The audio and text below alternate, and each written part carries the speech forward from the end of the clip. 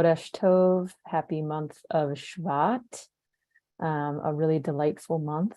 By the full moon of this month, so the next time the month is really bright out there, we will be celebrating Tu B'Shvat, one of our New Year's, one of our 4 New Years, the birthday of the trees. All the trees become a year older. And actually, we set up for this corner of the calendar where full moon is Tu B'Shvat, the next full moon is Purim, and the next full moon is Passover. So a very exciting time of the calendar. I would love to start by inviting everyone to go to the chat.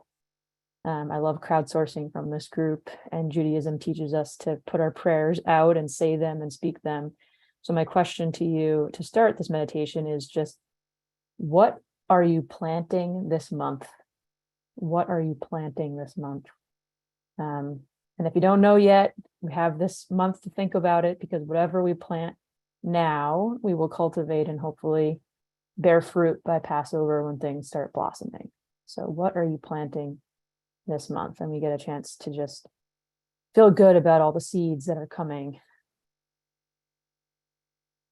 Renewal of energy, planting peace, compassion, gratefulness, acceptance, presence, creativity, hope, love, and we'll keep these coming.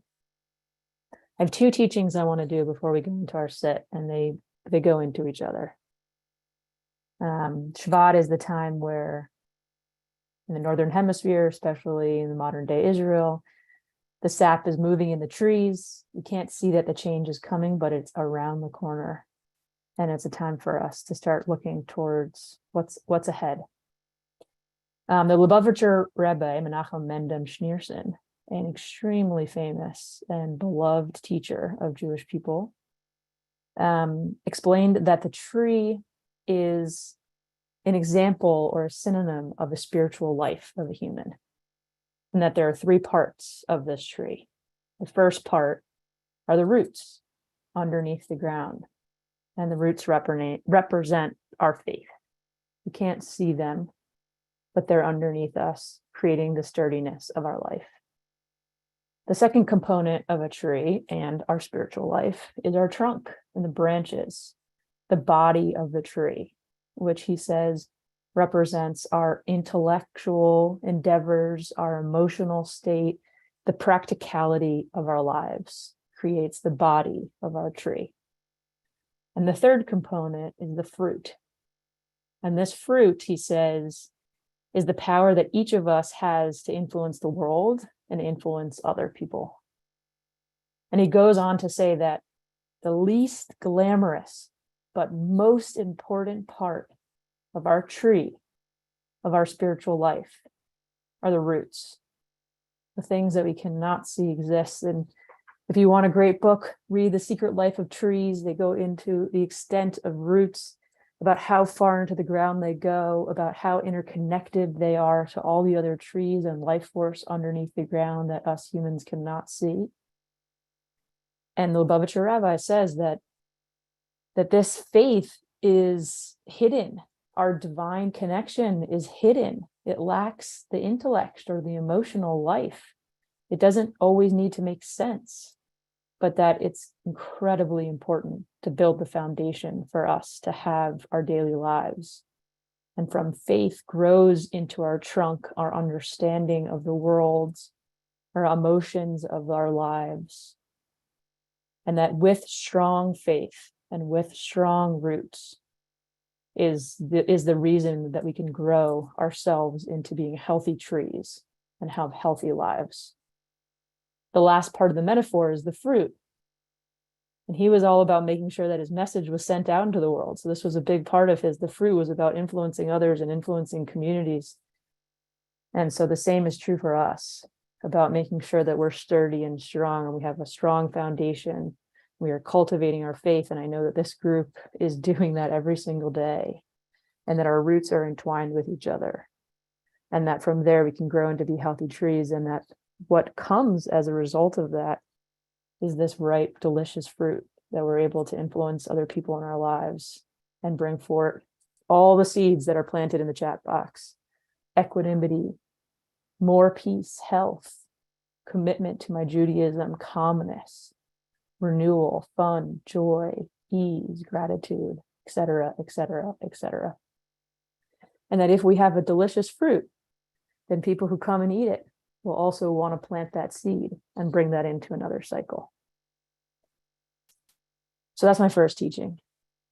My second teaching is related, and it's a piece of Talmud that I love that's related to how everything that we do and everything that we plant has an impact on the worlds to come. So this comes from the Talmud, Tanit 23a.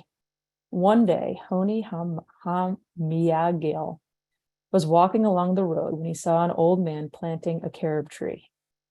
Honi said to him, "This tree, after how many years will it bear fruit?" And the man said to him, "It will not produce fruit until 70 years have passed." And Honi said to him, "Is it obvious that you will live 70 years? So how do you expect to benefit from this tree?" And he said to him, "I found a fruitful world because others had planted it. As my ancestors planted for me, I am too planting for my descendants." And so I want to take our seeds that we put into the chat box, cultivate them in our roots for today, and know that actually these seeds that we're planting, maybe we'll get some of the benefits in our lifetime. But more importantly, what we do today and our actions today will directly impact generations to come. So with that, we'd love to invite everyone to ground their feet to the floor. Find your body in a comfortable and dignified position that we can do our sit together. Allow your eyes to close. And we'll take some deep breaths together just to start us out. Inhaling. Big open mouth exhale. If there's other people around you, they'll know that you're starting. Inhale your shoulders up to your ears. Exhale them down your back and shake out your hands. Do any kind of movement that you need to get your body in a comfortable spot. And allow your breath bring you into your roots. And start there. Drop into your faith. And know that all 236 of us who are here live right now have roots that are interconnecting with each other.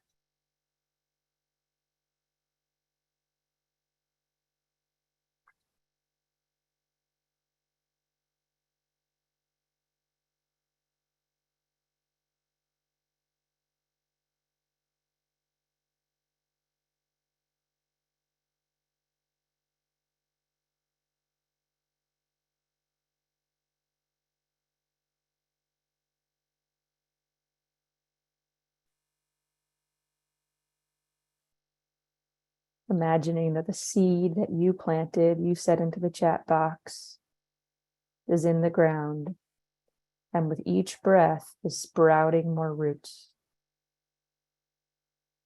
The least glamorous part of our spiritual life. And we'll stay there for a couple of minutes, each of us just growing our roots into the ground, stronger and stronger.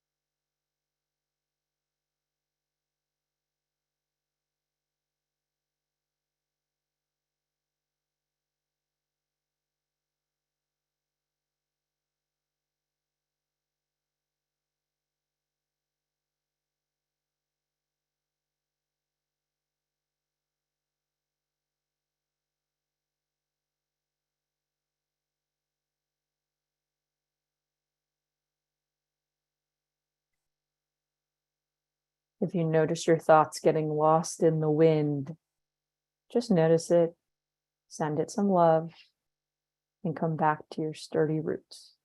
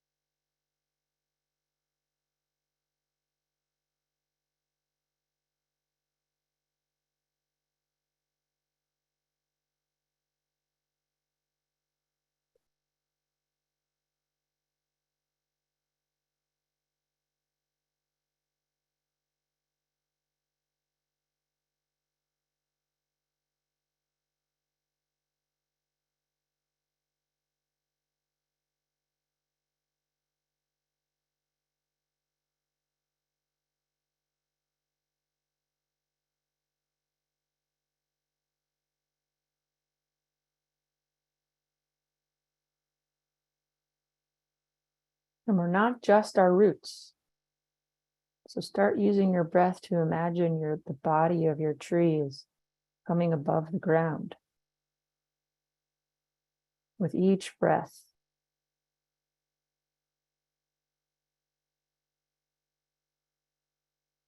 knowing that as our trunk gets stronger, the roots are also continuing to grow. They support each other.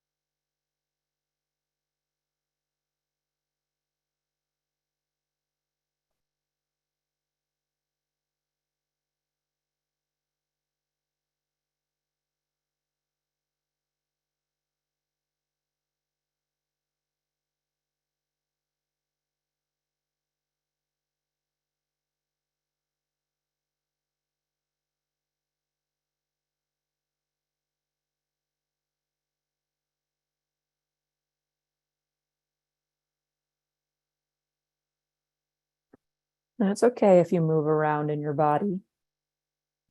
Wind moves trees. They're not just still.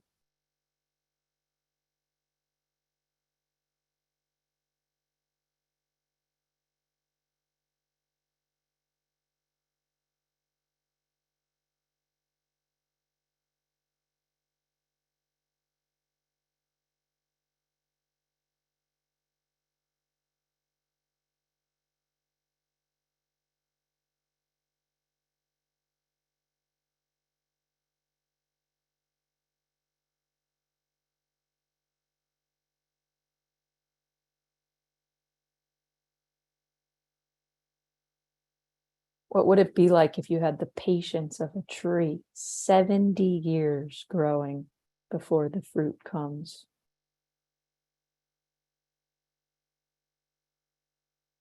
This practice is not an on-off switch. Cultivating faith is a lifetime practice.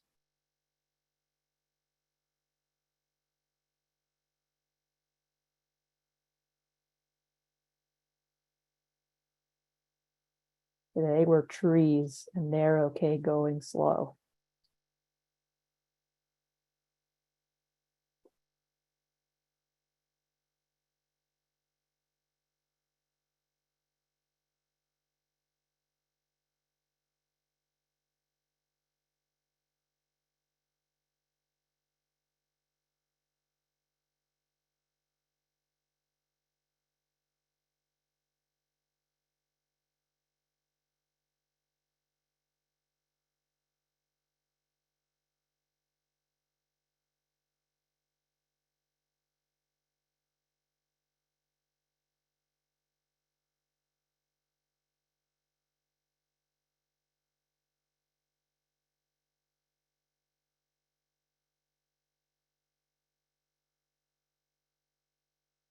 I'm going to invite you to imagine the fruit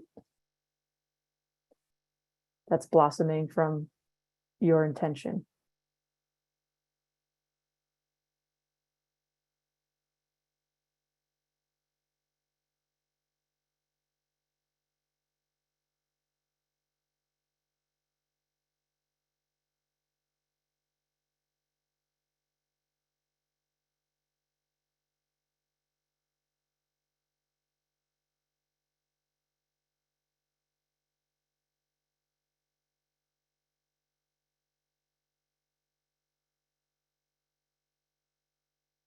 Imagine that Devorah chose your tree to sit underneath and host all of her meetings.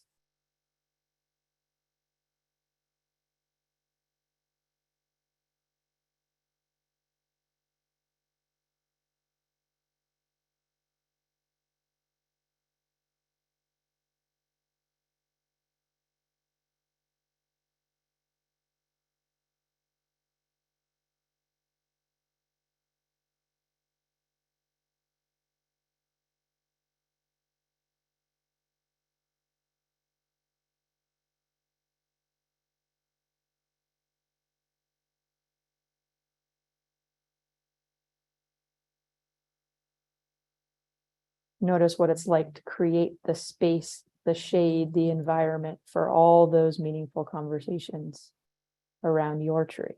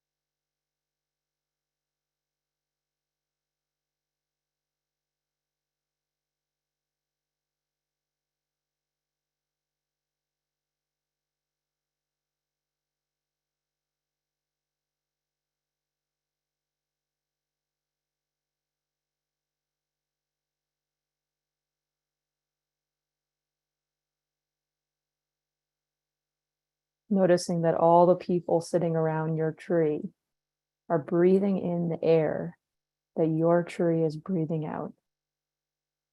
And you're the tree breathing in the air that these people around you are breathing out. In a cycle, breathing each other into existence.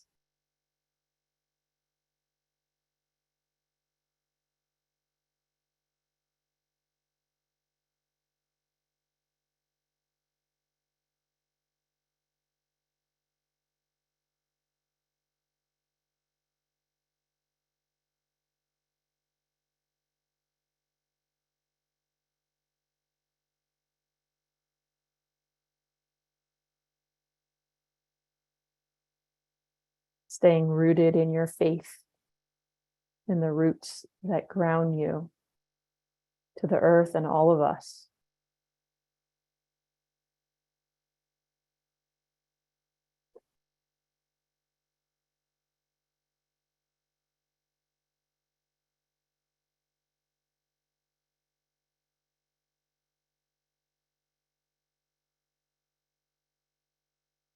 I want to invite you for your last 5 breaths. With every inhale, cultivate your roots, and every exhale, imagine that another fruit is coming out.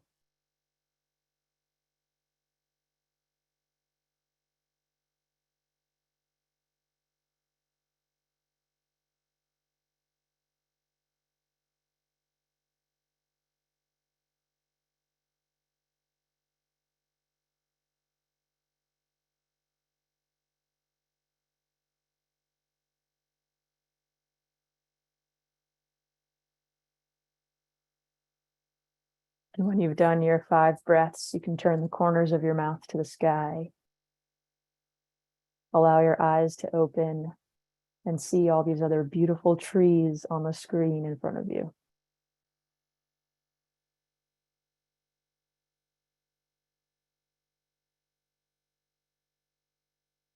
Thank you for the breath of life, everyone. So happy to be here with you. And Chodesh Tov.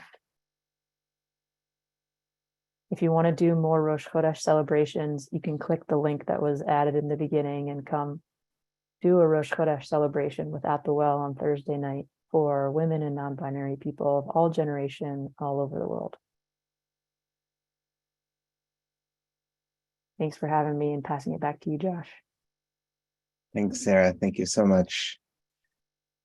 We'll have more time to spend with Sarah and with each other in a couple minutes to share more of our experiences and ask some questions and answer some questions, hopefully respond to each other. We always make some space here for folks to say Kaddish for if you're mourning the loss of someone or the anniversary of their death. So if you want to share the name of anybody in the chat, you're welcome to do so, and we'll put the text of the Mourner's Kaddish up on the screen. And you're welcome also to unmute yourself and join me in reciting, me and everybody else in this community in reciting Kaddish as well. Yitkadal, And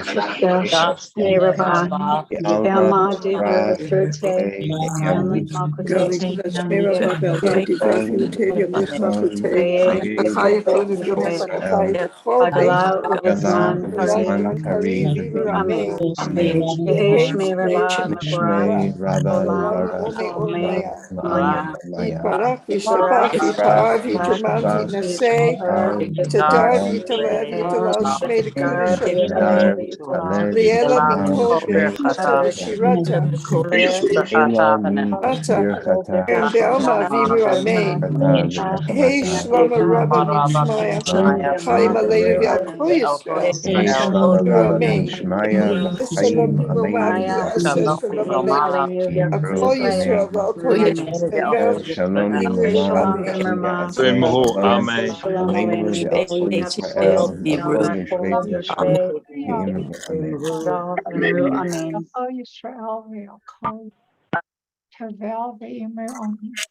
Amen.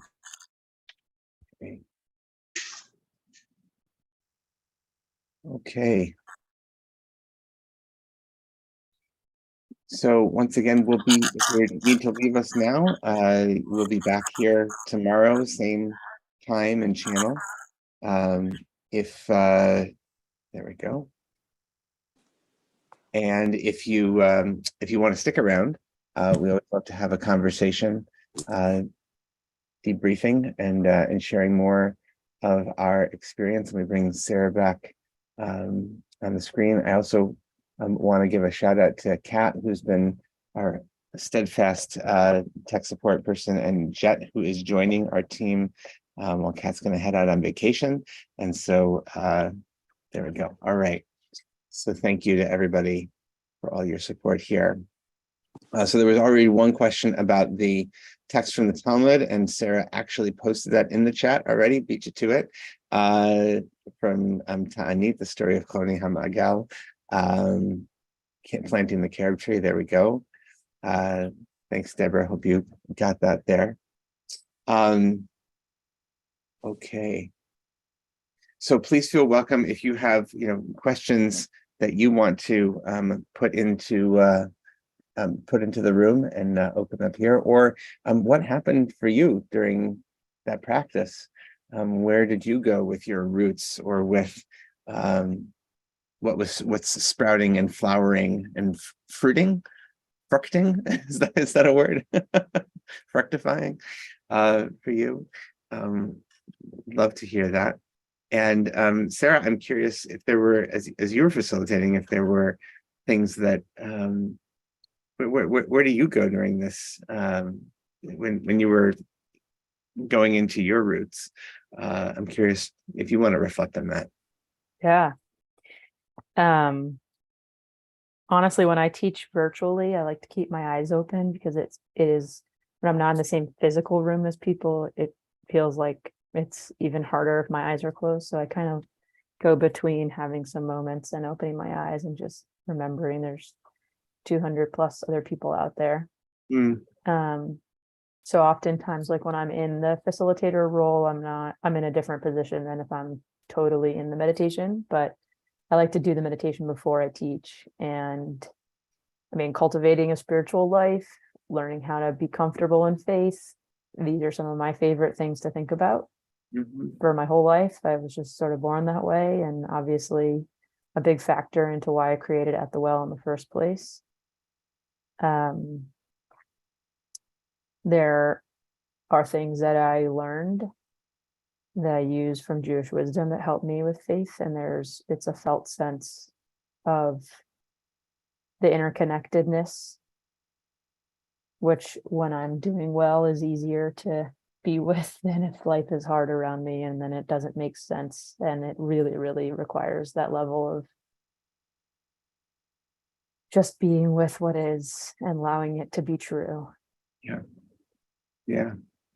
It's interesting. What came to mind for me, I'm seeing some comments from Lauren about specific, a couple people, and Deborah about specific trees, or and I thought of the image, actually what came to mind, or not the image, but the words of Marge Piercy's poem, The Seven of Pentacles, which is one of my favorite poems, and maybe we can, maybe our crack research team or somebody in the group wants to Google it and find the link to that poem, The Seven of Pentacles. But Marge Piercy writes so beautifully there about, you don't see, but when you're looking, you don't see everything that's happening and the roots that are under the tree, right? More than half the tree is under the surface, is invisible. And, there's just this beautiful writing she has there about the image of what's happening underneath. Yeah, Susan, okay, connection. There we go. It's one of my favorite questions this month, especially people who are running meetings or a dinner table that you want to just start out, is to just say, like, what's your favorite tree,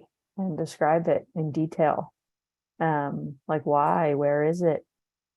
And it could be something like this type of tree that people answer, or it's like, for me, it's the tree that was growing outside my parents' house that was so big that the sidewalk had to go around.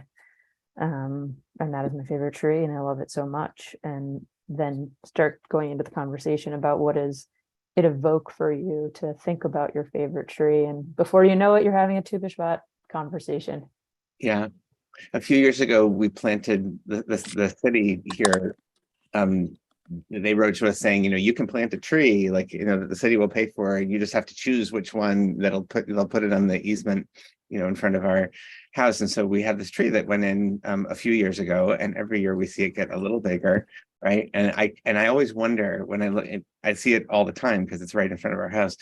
And I look at it and I wonder, like, how long are we going to be here, and how big will it get? And I really, it's like it's growing with us. I'm watching my kids in this tree grow up and myself getting older. So it's, it's a beautiful image. I think the thing for me that strikes me the most is that idea that trees are just so sturdy and so patient. Like I'm a millennial. I feel like I want to be all over the world at once. I do a lot of travel. On the other hand, I'm trying to stay still. I want to be out with my friends. I'm doing a lot of different things at once. I was trained at a young age to be like multitasking. I'm the age of multiple technology. There's things that are moving so fast. The news is moving so fast. And then there's trees, and they're just moving so unbelievably slow. And there's something so beautiful and striking about that we get from really looking at trees and thinking about them. I lived in Northern California. Obviously, spending time with redwoods is like, you can't help but sort of be humbled by their presence. And they've been around for so long and are just so patient. If you think about all the things humans have done in the time that they've just been in that one spot. Yeah, the tapping into the ancientness. I was reading this morning, Everything Everywhere All at Once. One, got a whole bunch of Oscar nominations, and if you haven't seen that movie, encourage you. But just even the title, you get a sense of the breathlessness of that. Everything Everywhere All at Once. And Sarah, as you were speaking, and this feeling that we have, right, especially in the world that we live in, is so that feeling of breathlessness, and time is fleeting, and we've got to do everything. And then trees are this amazing reminder of that. I remember having an experience a few years ago. Well, when the pandemic, when we were sort of in peak COVID at the beginning, and we had just gotten a dog. We did a pandemic adoption, and walking, and so that has forced me out, into the neighborhood, twice, 3 times a day to walk the dog, which has been beautiful. But noticing actually I found myself noticing the way that trees were arranged, like how they physically, do they have, how many core branches, trunks of trunks do they have, etc. And found myself just really noticing things about support and structure and branching, that it just became this great way to reflect on a lot of other things in my life. So the physical dimension of that also can provoke a lot. Josh, we got a question, and it's a great one from Laura Which Zinkler. one is that? Where is that? Laura Zinker? Yep. There we go. Faith, the roots being the most important part. Here's a question about saying Kaddish. Okay. I have only started learning Hebrew in the past 2 years. It's so important to me to be able to read and say Kaddish effortlessly for my parents, but I'm not quite that skilled yet. Reciting Kaddish feels especially bittersweet because of the effort the Hebrew requires. Any guidance to help as I work towards the goal of proficiency? Great question. I can answer, you can answer, and the crowd can answer. Yeah, and let's you'll get let's 136 answers, and one will be right for you. Or more. What do you think, Sarah? Well, first of all, I have read Torah several times, and 100% of the time I memorized it by audio. And I have an auditory memory, so I can remember song lyrics. And I just want to invite you that if you are someone who likes song lyrics too, to listen to the Kaddish and learn it that way. If the letters are hard to get through. So that's number one. Number two, the words are placeholders for strong feelings and emotions that are thousands of years old, time and tested and true.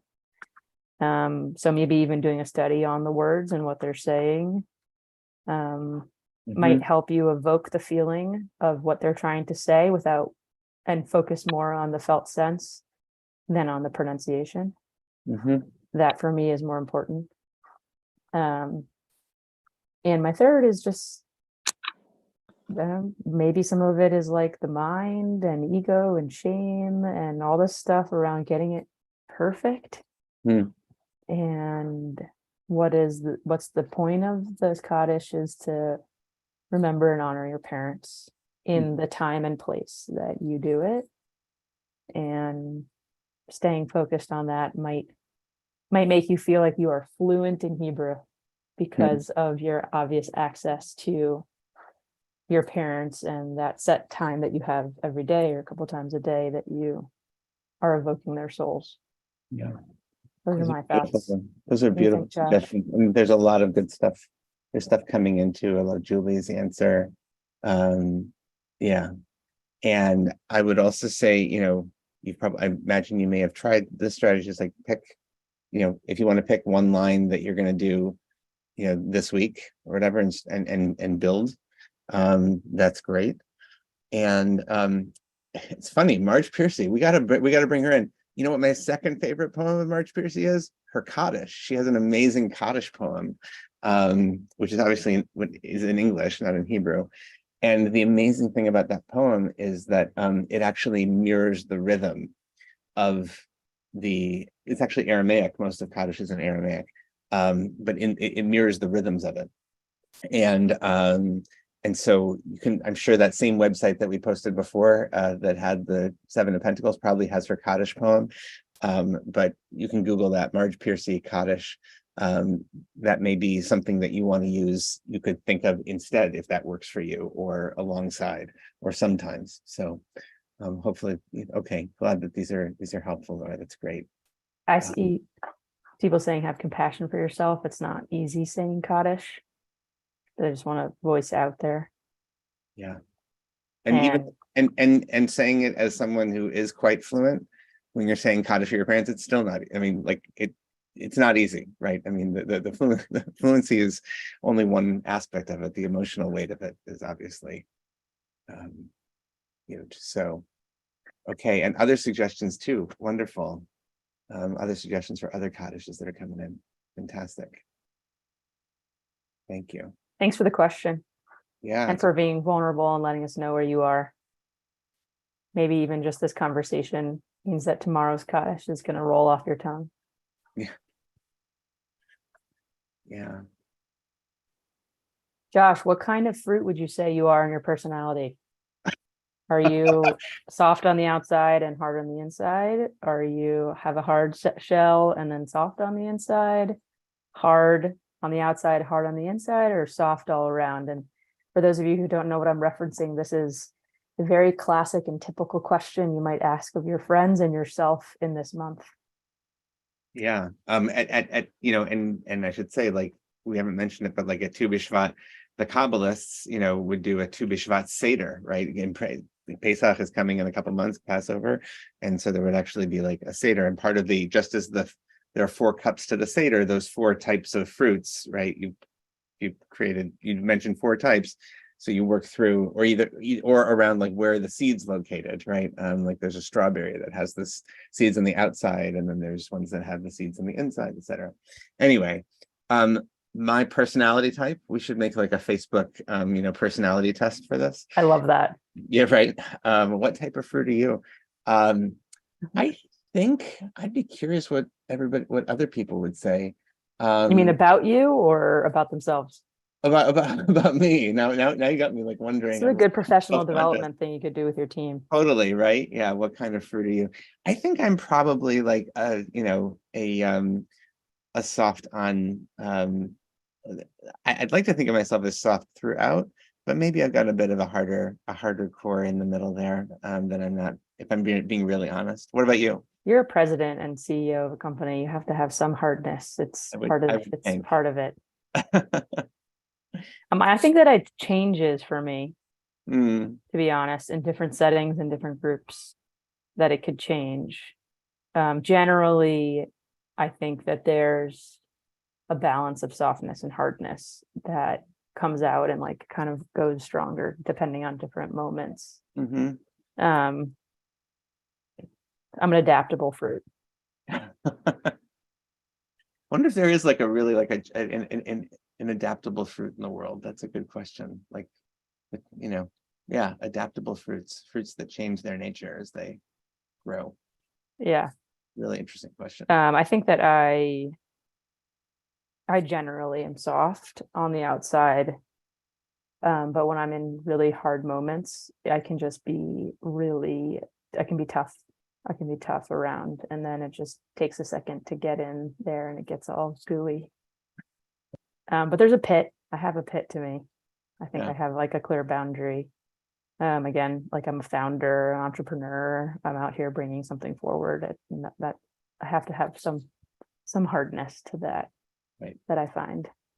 Right. I love the comment here that Cheryl has, right? It's the ripening process, right? That's how, yes, the fruits get riper, which is also, that's that's definitely a part of the the process of the fruit while it's on the tree, and then once it's picked also is like fascinating. I like that, the ripening process. Like, don't bring things to me at certain times of the day because I'm still getting ready to be eaten. Anyways, this is a silly conversation, but I just want to invite folks to explore Shvat fully. Yeah. Plant a tree, sit around your favorite tree, talk to people about your favorite tree, do the meditation we just did, learn about what different teachers are saying about our relationship to trees. There's so much, and I'm assuming the teachers that come on here will teach many different angles of Shvat. Obviously, like our greatest wisdom source, the Torah, is known as a tree of life. So there's a lot to explore there about wisdom being associated with a tree. And there's also a fun conversation about our personalities as a result to fruit. And endless teachings of, behind every blade of grass, there's an angel whispering for it to grow and grow, which comes from the Talmud. And so therefore we do too. And that our lives have purpose and meaning, and the intention that we bring is for ourselves and for a generation away. And this is what this month is, I think, trying to help us reflect on the interconnectedness of all of that. Yeah. Beautiful. All right. Well, I think we're about at our time. And so this has been so fabulous as it always is with you, Sarah. Thank you. I love being here. Buddy. Thank you. And again, just one more plug for the big gathering that's on Thursday. I see, by the way, I saw the other day that they announced for King Charles's coronation, they're doing a big lunch and then a big help out. It's like everything's the big this. So you're already onto it. The big gathering's coming up. So encourage you to go to that. We will be back here same time, same channel tomorrow. And thank you everybody for joining us today, and Chodesh Tov. Welcome to Shvat.